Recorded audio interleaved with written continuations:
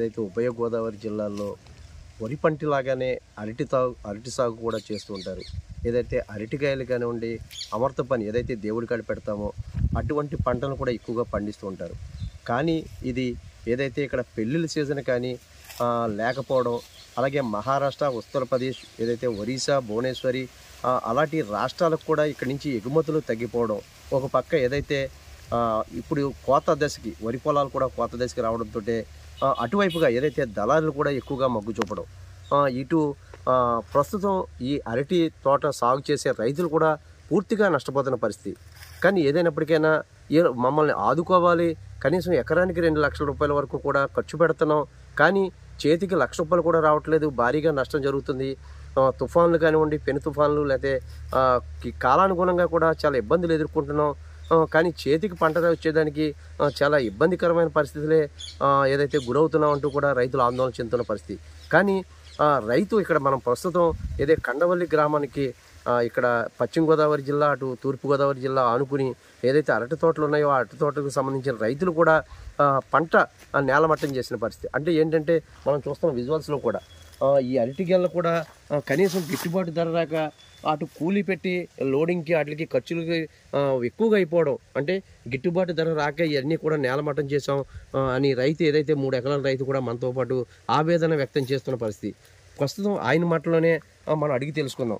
ప్రస్తుతం మనతో పాటు రైతు కూడా ఉన్నారు. ఆ రైతు మాటలోనే, సార్ చెప్పండి రైతన్న, ఇప్పుడు మీరు ఈ తోటంతా కూడా ఇలా నేలమట్టం చేసి కనీసం గిట్టుబాటు ధర రావట్లేదని ఎంతో ఆందోళన చెందిన పరిస్థితి. అంటే ఎందుకు ఇలా నేలమట్టం చేశారు? మీరు ఎంతవరకు ఎకరం పెట్టుబడి పెట్టారు? ఎంత నష్టం మీకు వాటిల్లింది? ఎందుకు ఇలా నేలమట్టం చేయవలసిన అవసరం వచ్చింది? ఎకరానికి 2 లక్షల రూపాయలు మాకు పెట్టుబడి అయిందండి. ఎకరానికంటే 3 ఎకరాలు ఉంది. 3 ఎకరాలకు 6 లక్షల రూపాయలు అయింది. మొన్నటి రాక 100 రూపాయలు 70 రూపాయలు కొనుగోరు. ఇప్పుడు అవి కూడా కొనలేదు. కొనక ఇప్పుడు ఈ గాలికి గట్టన మొన్న ఇరిగిపోవటం వల్ల తయారవుతలేదు అనేసి వాళ్ళు చెప్తున్నారు. మేము ఎక్కడికి వేసుకెళ్ళినా 40 రూపాయలు 30 రూపాయలు వస్తుంది తప్ప ఈ కూలి పట్టుకెళ్ళిన కిరాయి కూడా మాకు రావట్లేదు. ఈ పెట్రోల్ డబ్బులు వేసుకోమా వేసుకోమనేసి ఇంకా మాకు ప్యాన్ విసిగిపోయి ఇంక ఇలా చేయలేని నరికేసుకుని చేలో వదిలేస్తున్నాము. ఇప్పుడు నరుక్కుందామన్న కూలి పనులు ఇచ్చి కూడా డబ్బులు లేక అలాగా ఉద్దేశం. ఇప్పుడు గవర్నమెంట్ ఏదన్నా మేలుకోవాలని చూసి సాయం చేయాలని మేము కోరుకుంటున్నాం. రైతన్న, ఇప్పుడు ప్రస్తుతం కూరగాయల రేట్లు ఏదైతే మార్కెట్లో కొనాలంటే దళారులు అంటే చాలా ఎక్కువ రేట్లు విపరీతంగా, ఇప్పుడు కేజీ బీరకాయలు కానివ్వండి, లేకపోతే అరటికాయలు కానివ్వండి కొనాలంటే చాలా ఏదైతే సామాన్యులు కొనలేని పరిస్థితి. కానీ మీరు చూస్తేనేమో ఇక్కడ నేలమట్టం చేస్తున్న పరిస్థితి. అంటే దీంట్లో మధ్య ఎక్కడ తేడా వస్తుందంటారు? దళారులకోమో కట్టలు వస్తున్నాయండి. ఇప్పుడు రైతన్నకోమో ఎప్పటి నుంచో కూడా ఇది మామూలుగానే నడుస్తుంది. ఇది ఇప్పుడు ఈ గాలి వల్ల దీనివల్ల ఇప్పుడు కాదండి, ఇప్పుడు మొత్తానికి ఇలాగే నడుతుంది. ధరలు మాత్రం కట్టలు బ్యాంకులోకి వెళ్ళిపోతున్నాయి, కట్టలు బీరువాలోకి వెళ్ళిపోతున్నాయి. కానీ మేము రైతన్నకు మాత్రం ఇలాగే ఇలా ఉన్నాయండి. ఇవన్నీ కూడా మాకు గిట్టుబాటు ధర రావట్లేదు. రాక మేము ఏం చేస్తున్నామంటే ఇంకా పంటకే ఇంకా తగ్గించుకోవాలని మేము రైతులందరూ కూడా ఇంకా మాకు ఆదుకునే వాళ్ళు ఎవరు లేకంగా ఇంకా మానేద్దామని ఇంకా అనుకున్నాం. కానీ రైతన్న ఒక మాట, అంటే ఇంతవరకు అధికారులకి ఏదైనా చెప్పడం కానీ, అధికారులు కానీ మీ పక్కకు రావడం కానీ చేశారు, లేకపోతే మీకు ఏదైనా ఆర్థికంగా సహాయం చేయడం ఏమైనా ప్రభుత్వం తరపున ఏమైనా చేకూరిందంటారా? అసలు మాకు ఏమి రాలేదండి. మొన్న కలెక్టర్ గారు వచ్చారు, కోర ఆపారు, 2 ఫోటోలు తీసుకున్నారు. మమ్మల్ని కూడా మేము వెనకాల ఉన్నాం. వాళ్ళు వచ్చారు, ఫోటోలు తీసుకున్నారు. మాకు టైం అయిపోయిందని కలెక్టర్ గారు క్వారంటా వెళ్ళిపోయారు తప్ప ఆయన కోసం తిరిగితే 2 రోజులు పెట్టింది మాకు. లంకలో తీసుకున్నారు, అవన్నీ తీసుకున్నారు తప్ప ఇక్కడికి వచ్చి మాత్రం వెళ్తా ఆ రాజుగారి తోటి మాది ఒకటి 2 తీశారు అంతే. మాదో ఫోటో తీశారు, ఆయనతో ఫోటో తీశారు. ఆయన కూడా వచ్చేలాగా లేరు, మేము వచ్చేలాగా కూడా లేరు. ఫోటోలు తీసుకున్నారా వెళ్ళిపోయాం. అడిగితే మాత్రం తీసుకెళ్ళామా అన్నారు అంతే తప్ప మాకు ఏమాత్రం నమ్మకం లేదండి. అంటే మీరు ఇప్పుడు మీ మాటల్లో కూడా ఇంకా నేను ఈ అరటి తోటను తీసేస్తున్నాను, ఇంకా రానున్న రోజుల్లో మళ్ళీ ఏదో పంట చేను ఊడ్చుకుంటాను అని అంటున్నారు. కానీ పంట తరపున కూడా అదే ప్రాబ్లం ఫేస్ చేస్తున్నారు కదా రైతులు. అంటే దాని మీద ఏమైనా నమ్మకం ఉండి రేపొద్దున ఏదైనా చేయూతనిస్తుందని ఏమైనా మీకు నమ్మకం ఉందంటారా? నమ్మకం ఉందండి. ఎందుకంటే ఎకరానికి అది కొద్దిగా గొప్ప వేస్తారు అనేసి అది నమ్మకం ఉంది. ఇదైతే గాలిలో పంట కదండి. ఇది దీనికి ఎదురు పెడుతున్నామో ఎదురు విరిగిపోతుంది. 100 రూపాయలు ఎదురవుతుందండి.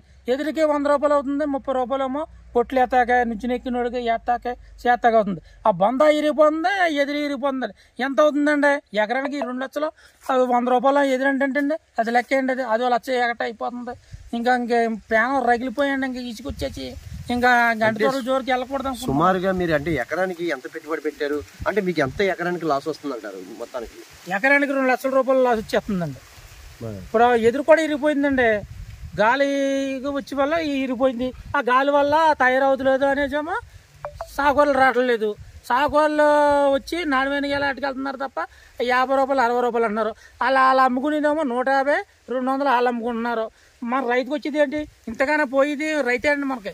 అంతే కాబట్టి మీ గవర్నమెంట్ తరపున ఏదైనా కూరుకుని చేయాలని మేము కోరుకుంటున్నామండి. మనం ఏదైతే రైతు అన్న మాటలో విన్నాం, ఎంత చేసినా కూడా చేతి లక్షలాది రూపాయలు నష్టపోతున్నాం. కానీ దళారుల చేతిలోకి వెళ్తే మాత్రం వాళ్ళు భారీగా మమ్మల్ని అడ్డెట్టుకుని సంపాదించుకుంటున్నారు. ఈ దళారీ వ్యవస్థను ఏదో రకంగా కట్టుదిట్టం చేసి ఆ రైతులను ఆదుకోవాలి. అలాగే కూడా ఆ రైతుకి ఏదైతే ప్రస్తుతం ప్రభుత్వం కానీ గత ప్రభుత్వాలు కూడా ఎప్పుడూ ఆదుకున్న పరిస్థితి లేదు. కానీ రైతుకు చేయూతనిస్తే చేస్తాం, లేకపోతే ఈ పంట కనుమరుగయ్యే పరిస్థితి ఏదైతే ఇక్కడ ఉమ్మడి పశ్చిమ గోదావరి జిల్లాల్లో కానీ కంపల్సరీ అవుతుంది.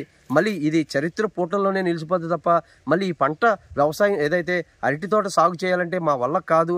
కాబట్టి వెంటనే రైతన్నను ఆదుకోండి.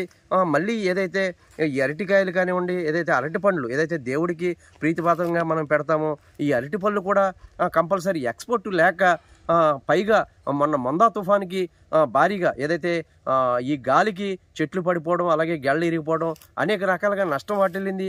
దానివల్ల కూడా కాయ తయారవకుండా కూడా ఉండడం అదొక మాకు భారీ నష్టాన్ని చేకూర్చింది. కాబట్టి తీవ్ర ఆందోళన చెందవలసిన పరిస్థితి వచ్చింది. లేకపోతే విషమే తాగాలి తప్ప మాకు వేరే పని లేదు.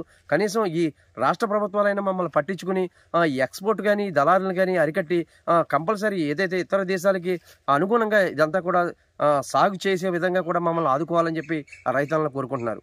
ఉమ్మడి పశ్చిమ గోదావరి జిల్లా నుంచి కెమెరామెన్ ఆదిత్యతో మీ శ్రీనివాస్.